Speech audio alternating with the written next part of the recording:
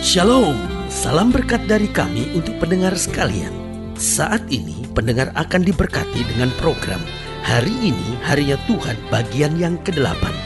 Sebuah program rohani tentang doktrin Alkitab yang menolong kita untuk semakin tertanam dalam kebenaran firman dan bertumbuh dalam kemuliaan. Bersama hambanya, Pendeta Gilbert Lumwendong, STH. Banyak orang merasa doktrin Alkitab sebagai sesuatu yang membingungkan. Tetapi tahukah saudara bahwa doktrin Alkitab intinya adalah memahami Alkitab dengan benar, dengan pemahaman yang sistematis, sehingga kita terus dapat tertanam di dalam kebenaran firman, sehingga kita terus bertumbuh di dalam kemuliaan Allah. Buka hati saudara sekalian untuk menerima berkat-berkat firman-Nya hari ini. Hidup Kristen adalah hidup yang menekankan tentang kemurnian dan kekudusan. Mengapa hidup Kristen menekankan tentang kemurnian dan kekudusan? Karena pada dasarnya menjadi Kristen berarti kita dipersiapkan menjadi mempelai Kristus. Karena Kristus sendiri adalah mempelai laki-laki dan kita pengantinnya, mempelai wanita Kristus. Haleluya. Namun tanpa disadari banyak orang percaya terlibat dalam persundalan. Mungkin sudah berkata, aduh pendeta itu kok bahasa kasar sekali, persundalan, apa maksudnya, ya kan? Saudaraku, kalau kita bicara tentang persundalan dalam Alkitab, saya melihat ada beberapa tingkatan tentang persundalan. Yang pertama yang disebut persundalan rohani. Apa itu persundalan rohani? Yaitu ketika orang yang sudah menerima Yesus, orang yang sudah percaya kepada Tuhan, tetapi masih berhubungan dengan kuasa-kuasa kegelapan, penyembahan berhala, itu termasuk persundalan rohani. Karena kita tidak bisa mengabdi kepada dua Tuhan. Kalau kita mengabdi kepada dua Tuhan, maka kita seorang pengkhianat, kita seorang pesundal, saudara-saudara. Iya kan? Lalu mungkin ada orang yang berkata, tapi saya tidak pernah pergi ke dukun, saya tidak pernah percaya paranormal, saya juga tidak pernah menyembah berhala, saya hanya baca aja apa kata bintang, itu kan cuman bacaan untuk lucu-lucu saja. Oh saudaraku, iblis itu licik. Dia bisa pakai sesuatu yang kelihatannya hanya lucu-lucu saja, tetapi tujuannya mengikat, membelenggu, dan bahkan mengutuk kehidupan saudara. Karena sebagai hamba Allah, saya hanya mau ingatkan kita anak Tuhan, hidup dalam kesucian, jangan bersundal secara rohani. Yang kedua, persundalan yang saya sebut persundalan iman.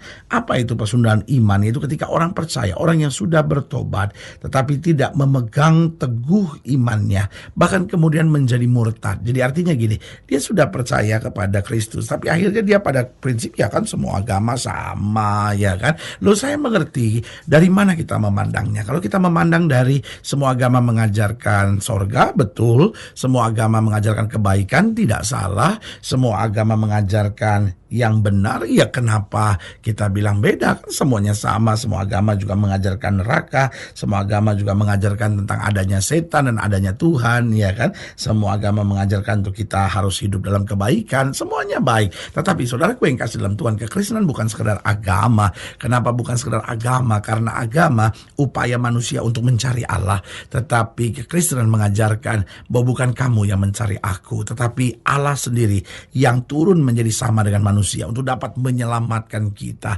Karena kalau kita mencari Allah, kita tidak akan pernah menemukan Allah. Tapi kalau Allah mencari kita, kita diselamatkan. Nah, kalau kita sudah diselamatkan oleh Kristus, tapi masih dalam konsep kan semua agama sama, ya kan.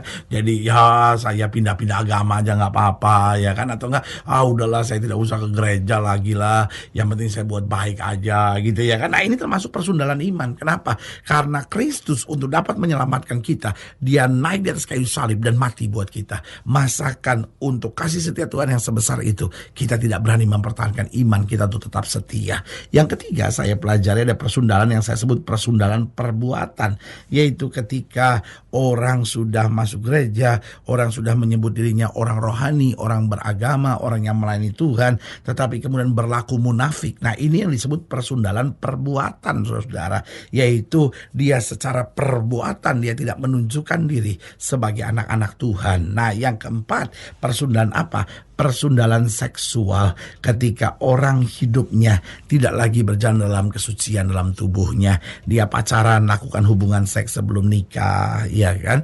Lalu dia sudah menikah, masih melakukan hubungan seks dengan wanita lain atau dengan pria lain. Ini termasuk persundalan seksual. Nah, saudaraku yang kasih dalam Tuhan, Alkitab dengan tegas menyatakan orang-orang sundal tidak punya tempat di dalam kerajaan sorga. Tetapi orang-orang yang benar akan senantiasa diselamatkan oleh Tuhan. Haleluya. Selamat datang dalam program kita hari ini, Harinya Tuhan. Sebuah program rohani yang kembali mengingatkan kepada kita betapa pentingnya kita menjadikan firman Tuhan sebagai dasar keseharian hidup kita. Karena selama kita jadikan firman Tuhan sebagai dasar keseharian hidup kita, langkah-langkah ke depan kita penuh dengan kepastian, kemenangan, berkat, mujizat, dan perkara-perkara besar. Haleluya. Dan dalam program ini kita memang sedang membahas tentang persundalan. Persundalan di sini mencakup 4 hal yang sudah saya jelaskan, yaitu persundalan rohani, persundalan iman, persundalan perbuatan, dan persundalan seksual. Tuhan mau kita menjadi orang percaya yang hidup dalam kemurnian dan berjalan dalam kekudusan Allah senantiasa. Nah, saudaraku yang kasih dalam Tuhan, dalam pembahasan kita tentang persundalan, kita mau sama-sama lihat dari Yeskiel pasal 23. Yeskiel pasal 23 ayat yang pertama sampai ayat yang ke-12. Yeskiel pasal 23 ayat pertama sampai ke-12, demikian firman Tuhan. Di bawah judul perikop kakak beradik Ohola dan Oholiba. Demikianlah firman Tuhan. Datanglah firman Tuhan kepadaku, hai anak manusia, ada 2 orang perempuan, anak dari satu ibu. Mereka bersundal di Mesir. Mereka bersundal pada masa mudanya. Di sana susunya dijamah-jamah dan dada keperawanannya dipegang-pegang. Nama yang tertua ialah Ohola dan nama adiknya ialah Oholiba. Mereka aku punya, dan mereka melahirkan anak-anak lelaki dan perempuan. Mengenai nama mereka, Ohola ialah Samaria dan Oholiba ialah Yerusalem. Dan Ohola berzina, sedang ia aku punya. Ia sangat berahi kepada kekasih-kekasihnya, kepada orang Asyur, pahlawan-pahlawan perang, berpakaian kain ungu tua, bupati-bupati dan penguasa-penguasa, semuanya pemuda yang ganteng, pasukan kuda. Ia melakukan persundalannya, dengar baik, ia melakukan persundalannya dengan mereka, semuanya orang Asyur pilihan. Ia menajiskan dirinya dengan semua orang, kepada siapa ia berahi dan dengan berhala-berhalanya. Ia tidak meninggalkan persundalan yang dilakukannya sejak dari Mesir, sebab pada masa mudanya orang sudah menidurinya, dan mereka memegang-megang dada keperawanannya dan mencurahkan persundalan mereka kepadanya. Oleh sebab itu aku menyerahkan dia ke dalam tangan kekasih-kekasihnya, dalam tangan orang Asyur, kepada siapa ia berahi. Mereka menyingkapkan auratnya, anak-anaknya lelaki dan perempuan ditangkap, dan ia sendiri dibunuh dengan pedang. Dengan demikian namanya dipercakapkan di antara kaum perempuan, sebab hukuman telah dijatuhkan atasnya. Walaupun hal itu dilihat oleh adiknya Oholiba, ia lebih berahi lagi, dan persundalannya melebihi lagi dari kakaknya. Ia berahi kepada orang Asyur, kepada bupati-bupati dan penguasa-penguasanya, kepada pahlawan-pahlawan yang pakaiannya sangat sempurna, kepada pasukan kuda, semuanya pemuda yang ganteng. Nah, saudaraku yang kekasih dalam Tuhan, dari sini kita bisa melihat bagaimana Tuhan sedang bicara kepada umatnya bahwa kamu telah bersundal begitu hebat. Tetapi dari ayat-ayat bacaan ini kita bisa melihat bagaimana tanpa kita sadari seringkali kita menjadi orang percaya yang hidup dalam persundalan. Bukan hanya persundalan rohani, persundalan tubuh, persundalan jiwa, dan juga persundalan perbuatan ini. Tetapi saudaraku yang kasih dalam Tuhan, Alkitab buku luar biasa. Dia mengajarkan kepada kita bahaya, tapi dia juga mengajarkan kepada kita bagaimana mencegahnya. Dari ayat-ayat bacaan ini saya bisa melihat bagaimana Tuhan mengajarkan umatnya untuk mencegah diri dari persundalan, baik persundalan rohani, persundalan iman, perbuatan, dan juga persundalan dalam seksual ini. Yang pertama, jaga pergaulan. Diingatkan, kamu tidak hati-hati dalam bergaul. Berarti Tuhan mau kita mencegah dengan apa? Dengan menjaga pergaulan kita. Alkitab sudah bilang pergaulan yang buruk menghancurkan kebiasaan yang baik. Lalu yang kedua yang Tuhan ingatkan, yaitu perhatikan apa yang kita baca, perhatikan apa yang kita tonton. Ini penting sekali.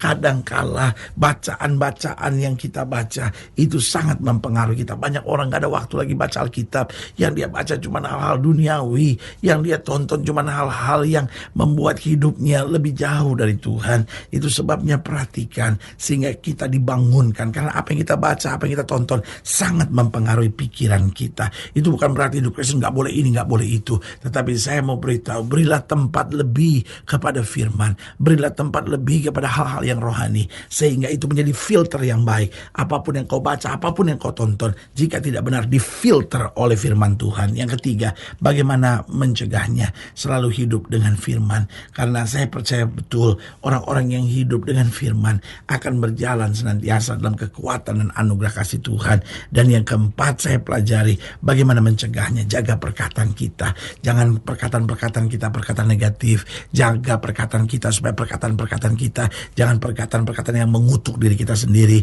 tetapi perkataan yang membangun, yang menguatkan. Nah, pertanyaannya, mengapa kok persundalan bisa terjadi?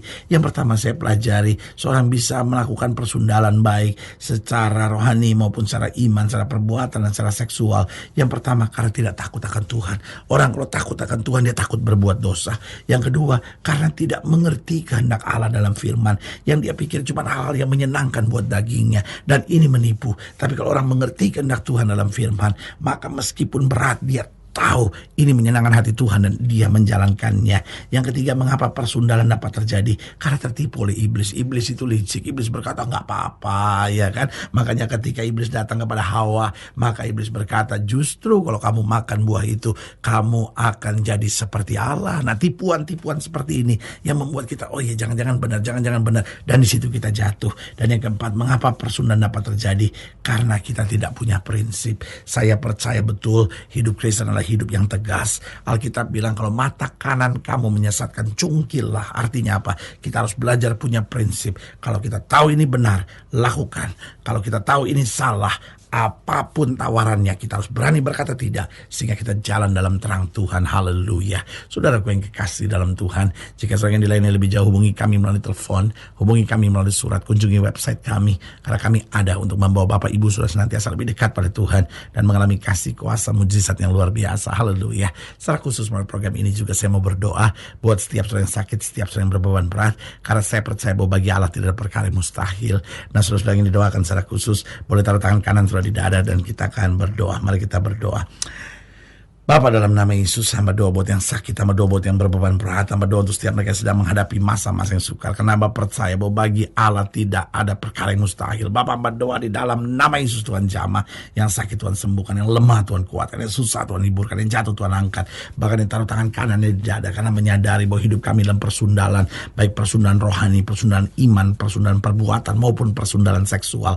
Hamba berdoa di dalam nama Yesus, Tuhan lepaskan, sehingga hidup kami boleh selalu dalam kemurnian, dalam kekudusan dalam Tuhan. Di dalam nama Yesus kami berdoa. Haleluya. Amin.